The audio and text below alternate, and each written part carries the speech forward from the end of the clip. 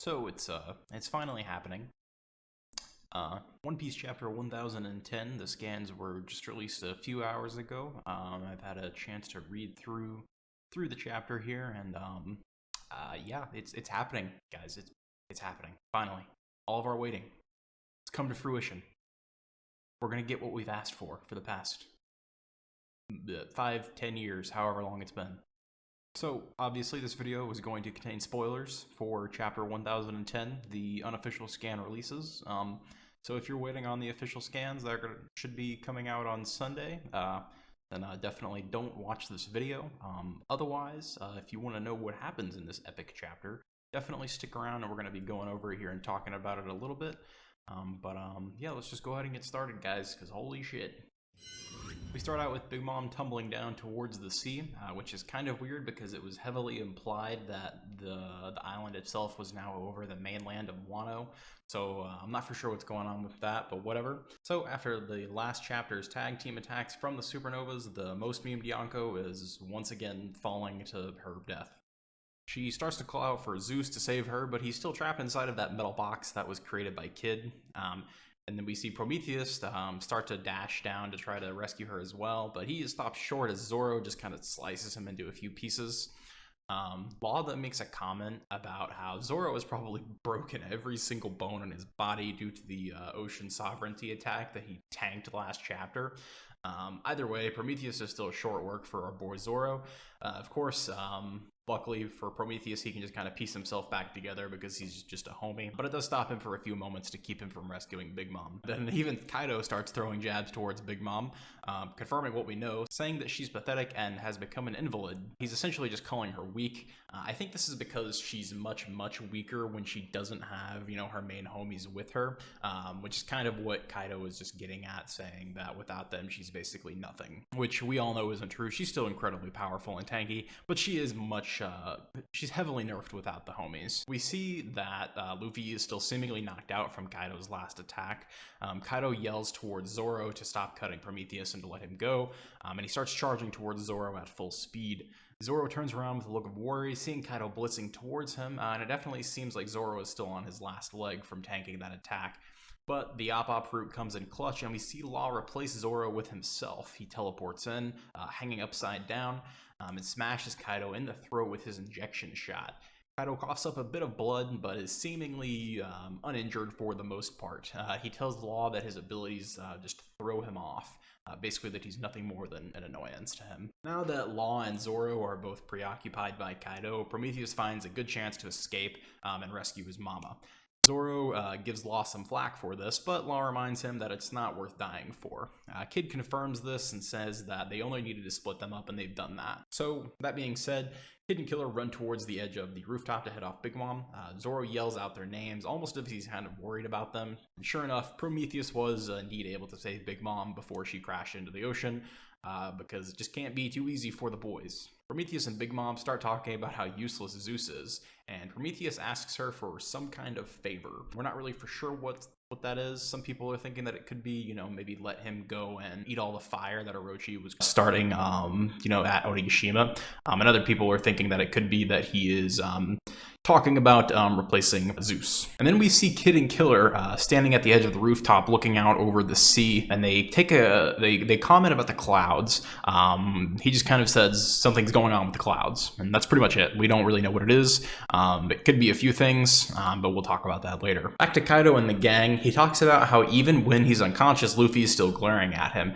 Very reminiscent of when he first knocked Luffy out during their first fight, and then Luffy, used CONQUEROR'S Haki while he was asleep. He starts to threaten to kill Luffy, saying that he's going to gouge out his eyes and all this other stuff, and that immediately gets Zoro's attention, of course. Zoro turns towards Law and says that this is going to be his final attack. And then with Luffy knocked out and Kid and Killer off dealing with Big Mom, he leaves the hopes and dreams of the Alliance to Law. And with that, he calls out to Kaido, saying that he's going to have to take his head before he can get to his captains. And that's when we see it. The figure that all of us Zoro fans have been waiting years to see.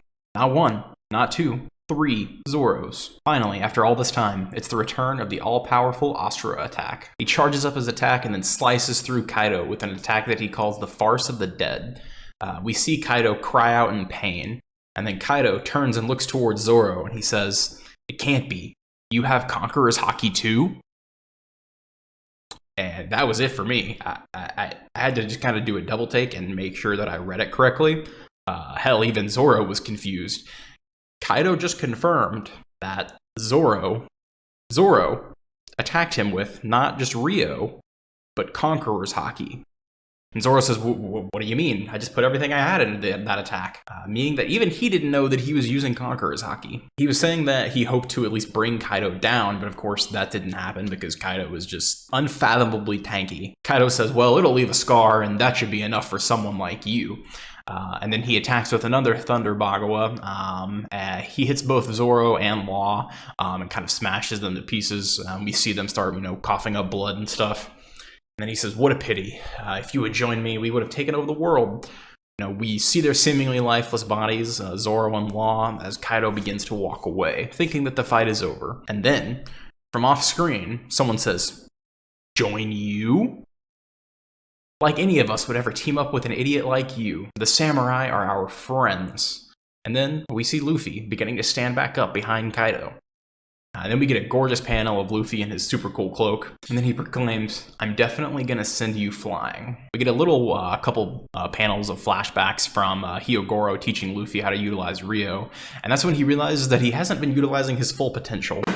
Hyogoro said, it's in the midst of danger that power truly blossoms, and boy was he right. Luffy talks to Kaido, saying that he's finally realized what happened the first time they fought. Says, you can coat yourself in Conqueror's Haki, right? And Kaido bursts into laughter and goes in for the final blow on Luffy. He says, only a handful of powerful individuals can use this technique, although he basically just confirmed that Zoro used it. and that Luffy has escaped death for the last time. He rears back for another attack from his club, and then Luffy easily jumps into the air. And that's when we see the black lightning streaks coming off of his body. He easily deflects Kaido's club with his foot without actually touching it. He then jumps back off of the deflection as if it were some kind of physical wall. Keep in mind that he didn't actually touch the club. He went up into the air, kicked towards it, stopped before he actually hit it, and then bounced back off of it. He lands on a rock over to the side and then uses it to catapult himself back towards Kaido. And with the face of pure determination, Luffy coats his arms in both armament and Conqueror's Haki and decks Kaido in the chest. Again, he doesn't actually make contact. Kaido falls to his hands and knees, and Luffy finishes his assault with an uppercut to the face, which sends Kaido flying back probably a good 50 feet, so Luffy did exactly what he promised he was going to do. And here we see Law confirm what Oda was showing us. He says, well, how? He's not even making contact with him. And then we get the final lines of the chapter from the one and only Monkey D. Luffy, a smile on his face. He tells Zoro and Law to head back down, that he will beat Kaido no matter what, to tell everyone that he's got this. Alright, so I don't even really know where to start. This was an amazing chapter, like holy crap. Best chapter easily since 1000, I would say. The first thing that I'm going to start with is the return of Asura from Zoro. We all knew that it was coming, and it definitely didn't disappoint. It left a large scar on the world's strongest creature, and keep in mind that Zoro had just tanked a hit from 2 Yonko just a minute earlier. So the attack was definitely nerfed quite a bit thanks to that hit, I would think, but either way, he definitely scarred Kaido physically and likely mentally. It is weird that we didn't see another flashback of the scar that Odin gave to Kaido, but maybe that's just because Kaido is finally, he's caught up in the fight and he's doesn't really care about that anymore. He's just worried about taking these guys down.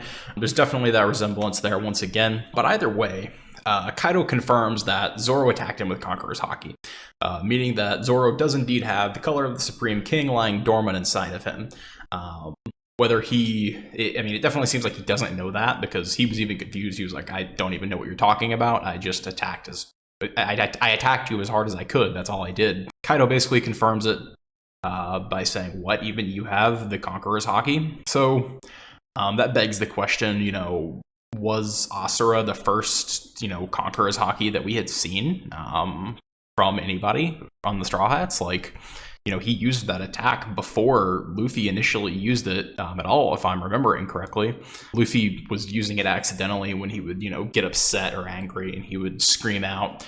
It would cause people to pass out, but, that was in impel down, I believe, when we first saw that, and then in Marineford, of course. But if Zoro's Asura attack is just a form of Conqueror's Haki, then we saw that in Annie's lobby. I mean, that's pretty insane if he did it before Luffy. But either way, I mean, I've personally believed that he's had Conqueror's Haki for a lot of time, or for a long time, like a lot of people have. We've seen him exert his will over numerous people, and they basically just obey him whenever he does this. The biggest indicator is probably when he, fought Monet. It's not necessarily, his attack, because looking back over the chapter, he didn't have any kind of black lightning coming off of his sword.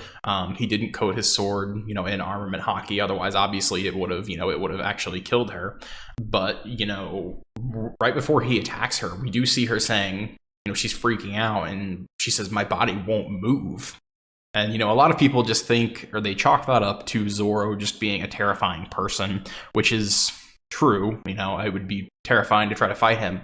But it's definitely possible that that's some form of Conqueror's Haki that was just leaking out from him. But it could have just been a latent Conqueror Haki that was just dripping out of him, and he was just using it on Monet without even realizing it. There's no confirmation for this, since there was no black lightning streaks coming from the attack. But I believe at the very least he unintentionally used it to kind of keep her in place, even if it was just a little bit of the power itself. Either way, there's some other events when this happens, like I believe when he was on, I don't remember if it was Sabaody, when he runs into some people and they start kind of like making fun of him, and then he basically just like turns and looks at them and gives them that like beastly look, and they just immediately do what he says, kind of thing. And it's not because I don't think they were just pushovers. I think that was him just accidentally leaking out Conqueror's Haki and forcing them to do what he wanted them to do. Either way, at this point, it's now basically all but confirmed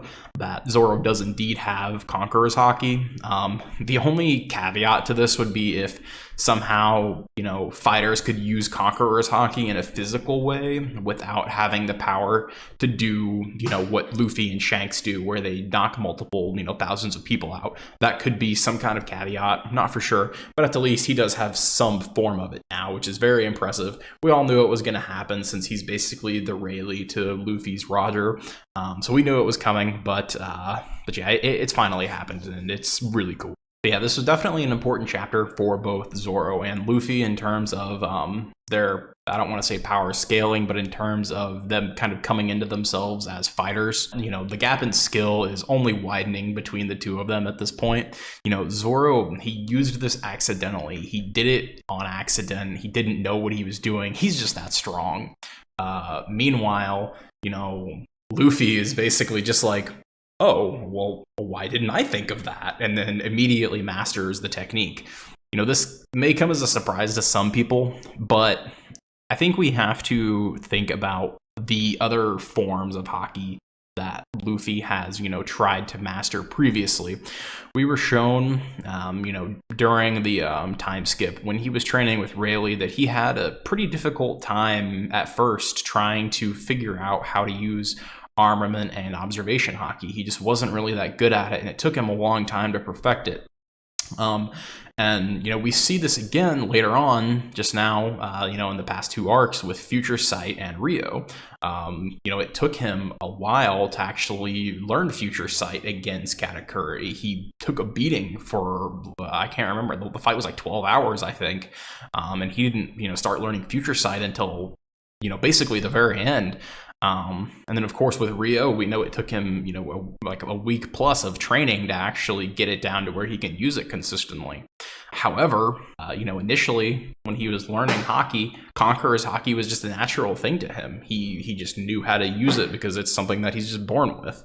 So I think it makes sense that he's able to, once he realizes that it's possible, he's just like, oh, I can do that. I know how to use Conqueror's Haki. I'm confident in that ability. And then he just does it. So I think that kind of makes sense, since he was always good with Conqueror's Haki. With this power-up, Luffy's probably in like the top 10 strongest characters in the show now. The Yonko and the Admirals, Dragon, Kong, those kind of people, they're still up there. Of course, Garp is still up there. But, with this, he was he wasn't even using Gear 4, and he literally sent Kaido flying, probably like 50 plus feet, with just a regular attack. Not for sure if he was using second gear or not, but at the very least he was using, you know, the Rio covered and the Conqueror's Haki covered just to punch. But I mean, imagine how strong he's going to be whenever he's doing this in Gear 4. It's going to be ridiculous. And, you know, I think that this is definitely going to be some sort of precursor to Gear 5, at the very least. I think it would be cool if we like saw him just skip Gear 5 and go to like just go to Gear 8 and he's just like, oh well, I've doubled my power, so it's just Gear 8 now. But either way, a combination of, you know, being able to move in and out of Gear 4th while also using the powerful base form attacks that are coded in the Rio and the Conqueror's Haki, it's just going to make him a powerhouse. And that's probably something like what Gear 5 is going to end up being. This also, thinking into the future, this makes his fight with Blackbeard a lot more interesting. You know, Blackbeard, the Dark Fruit gives him the ability to basically put a Devil Fruit user's power on pause as long as he's physically touching them. So if he can't use his Gum Fruit against him, he needs to have another way to fight him. And here it is. Anyway, I firmly believe that he's most likely going to successfully 1v1 Kaido and win at this point. He's received way too many power-ups in this arc to lose now. It looks like Kaido is going to be the first of the Yonko to fall, which is pretty ironic considering we all just, you know, we meme on Big Mom because she's fallen off the waterfall, she's lost her memory, she falls off Onigashima. But either way, it seems like she's going to be, she might be kicking later than he is. You know, the whole Cloud thing, it looks like she may be making another homie to kind of replace Zeus. If she makes a giant, massive homie that's the size of Onigashima with these clouds, it would be ridiculously powerful. And if she allows, you know, Prometheus to go and absorb the fires that are, you know, running rampant on Onigashima, then we might end up seeing some kind of fiery, like, windstorm of some sorts. That would be pretty cool, honestly. I don't really know what else to say about that. If she just, like, rains fire and lightning all over the entire island, that would be a pretty cool display of power, which could maybe make up for the lack of consistency that we've seen with her. We know she's incredibly powerful at her best, but she's a joke when she's at her worst. I mean, she got suplexed by Frankie. Come on. Hey, Frankie's cool, but he's Frankie. He's not a top tier fighter. Anyway, but I think that's the most likely answer to the Cloud thing that Kid and Killer saw, is that Big Mom's probably doing something with that. Some people were thinking, or I saw some people on Reddit and they were just like, oh, well, this could be foreshadowing Dragon reappearing. And it's like, I don't think so. Probably just Big Mom trying to replace Zeus because he's been useless recently. But if she does replace Zeus, if she doesn't actually take her soul out of Zeus, if she like leaves him alive, it could hurt Zeus's like feelings. It could make him upset or like angry with her. And then, you know, maybe Zeus goes back to Nami and then she gets to permanently keep him. The only thing that's weird about Zeus being a power-up for Nami is that, you know, it's someone else's power, meaning that it wouldn't be permanent unless she somehow gets the Soul Fruit. That's what it comes down to. So I don't want to see that as a permanent power-up for her, because it's just like, I feel like Big Mom could just plop, you know, take Zeus's soul and then she's back to being useless again. You know, power scaling terms anyway. But yeah, I mean, this is another chapter in the bag, and this has been one of the best chapters in a long time. We do have a break next week, unfortunately, so it'll be a bit before we're back, but the next chapter should be pretty hype. We're still waiting to see a few things. We're still waiting to check on, you know, who was the shadowy silhouette. Was it someone else that Conjuro had drawn up? I don't think that's it, because he was having a hard time controlling the fake Odin at the distance that he's at, so I do think it was a real person. My bet is still on Toki. Anyway, we also need to check up on, you know, Jack versus Dogstorm, Marco versus King and Queen, etc. There are a whole lot of moving parts that are still, you know, going on here in this arc, but we're definitely getting closer to the climax of this arc, so we're getting there, guys. It's coming soon, I promise. For now, that's it for this chapter. If you all like this content, you know, definitely make sure to like and subscribe and comment down below so we can keep doing this. Well, that's it from me, guys. So until next time, peace out.